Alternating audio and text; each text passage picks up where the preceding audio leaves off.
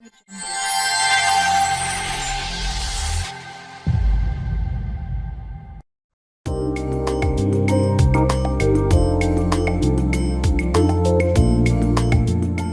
you have a Yukon 2005 Yukon Denali XL with a 6.0?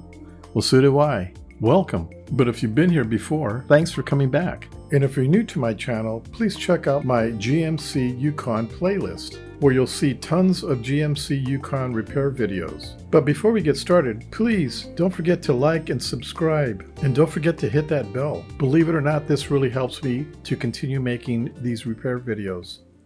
Well, the other day I was driving around in the city and a car almost hit me. I went to hit the horn, and lo and behold, the horn didn't work. I've had this vehicle for about 3 or 4 years and didn't realize the horns didn't work. So when I got home, I popped the hood to see if there was any problems with the fuse. What you want to do is pop the hood, go on the driver's side, look for your fuse box right here, unclip it. On the back of the lid is a label.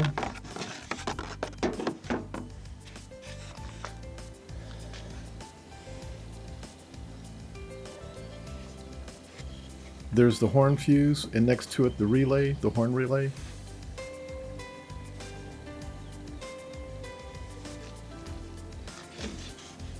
And sure enough, where a fuse was supposed to be for the horn was gone. So I put a 15 amp fuse in, hit the horn, and it worked. Thinking that was fixed, the next day I was back in the city, driving around, and again, another car pulled out in front of me, and I went to hit the horn, and it didn't work. So on the way home, I was hitting the horn off and on to see if it worked, and it would work intermittently. It would honk sometimes, and then sometimes it didn't. Well, after doing some research, I found out on the steering wheel, behind the airbag, there's a switch or a contact plate that when you press on your horn, it makes contact, and of course the horn sounds off. Well, apparently these can get dirty. I saw a few videos where you can clean it and hopefully it'll work. But at looking at the part, if I needed to replace it, only cost 14 bucks. So I decided to just go ahead and replace it. So I ordered one, and here's the box. It came in finally.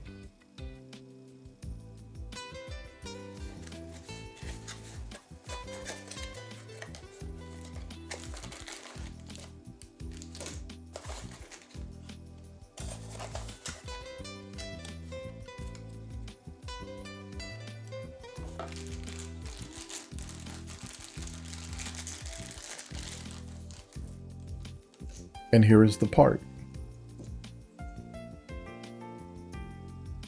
Looks pretty simple.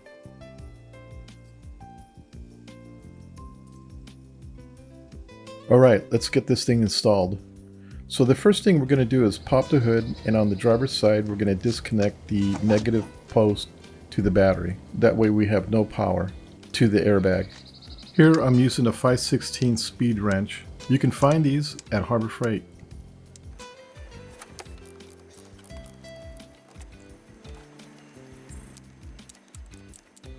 You want to let the car rest for about 15-20 minutes so there's no residual charge, so you won't accidentally shoot off your airbag. That would be ugly. Okay, after about 20 minutes, the first thing we're going to do is remove the airbag. What you're going to want to use is 2 small screwdrivers, or 2 small punches, or 2 small Allen wrenches. You're going to use these to unclip your airbag. If you look behind your steering wheel on the left side and on the right side, you'll see 2 small holes. On the left side, here it is.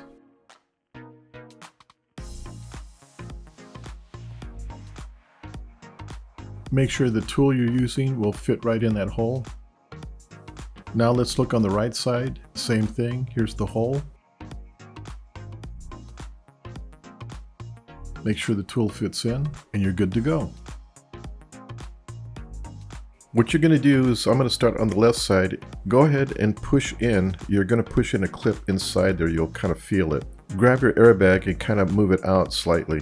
You'll feel it unclip. The airbag will move out slightly.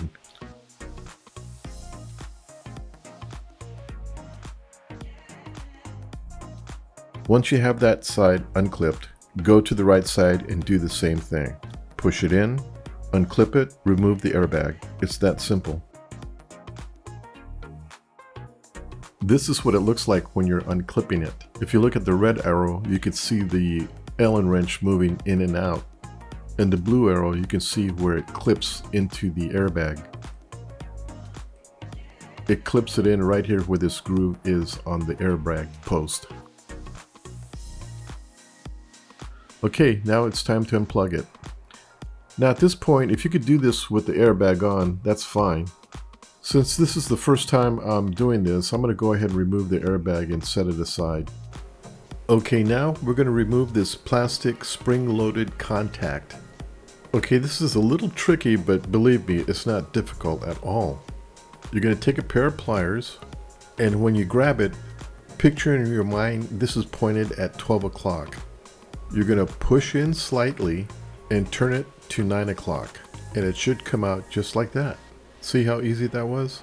When you put it back, just do the same procedure backwards. You push it all the way in, then 9 o'clock to 12 o'clock, and it's in. Anyway, this is what that spring-loaded contact looks like. Now, like I said earlier, some videos show that you can clean this contact point here. You can see this one's a little dirty. What they'll do is they'll sand this and put it back together. It may work, it may not work. But like I said, the part is so cheap, I'd rather just put a new one in. And I want to make sure the horn works if I need it. Now another thing you can do is unscrew these screws, and there's contact points behind here that you can sand. But like I said, the part is really cheap, just replace it. Okay, what I have here is a Torx 30 or a T30 with about a 6-inch extension and a ratchet. We're going to remove these 4 Torx screws. One last thing before we move on. You need to remember this. See this round plastic clip? Notice there's a tab on the top where the red arrows are at, and there's none on the bottom. You're going to need to remember that when you replace it with the new part. You want that plastic tab to be pointed up, or 12 o'clock. What I did next was break loose the bolts.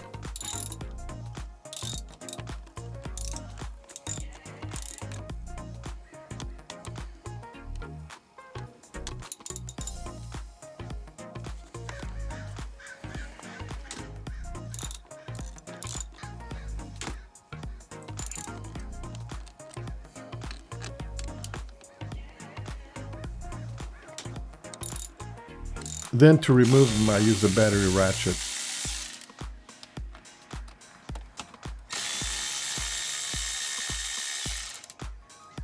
Once you have all 4 bolts removed, you can now remove the old part. We're halfway done. Well, here's the new part. Remember to have that round plastic part facing up. Now let's go ahead and install the part. I'm going to start each bolt by hand first.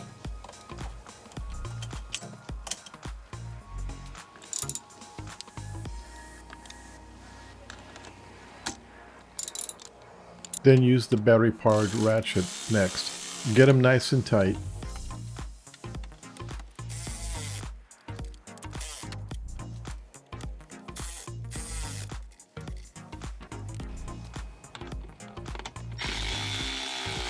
Once you have all 4 bolts in, we can now install the plastic spring-loaded contact. But before we do, we want to clean it with some contact cleaner. I want to clean up what's in the bottom of that hole there. All I did was take a skinny rag and a screwdriver and stick it in there and lightly rub.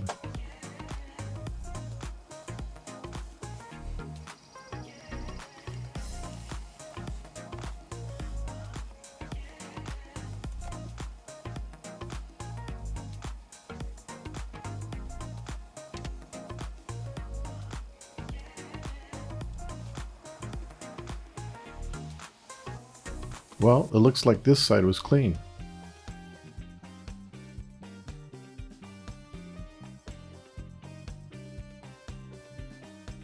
Now we're going to connect this plastic spring-loaded contact. Now if you remember, we're just going to stick it in at 9 o'clock and turn it to 12 o'clock and let go, and it should lock in. Just like that. Now we can install our airbag. Just go ahead and plug the plugs in. It's color-coded. Make sure the plugs snap in.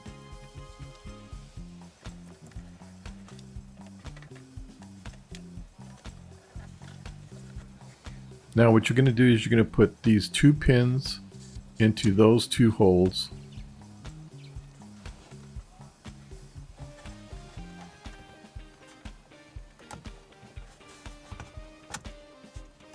And you're going to put pressure like you're pressing the horn, and you'll hear it and feel it lock in, and you're all done.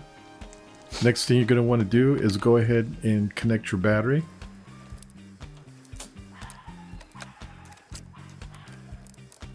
Once you have the battery connected, test and see if the horn works. Awesome. See? That wasn't that hard to do. Okay, I hope you enjoyed this video. Please like and subscribe, and of course hit the bell. Until then, we'll see you at my next video. Bye!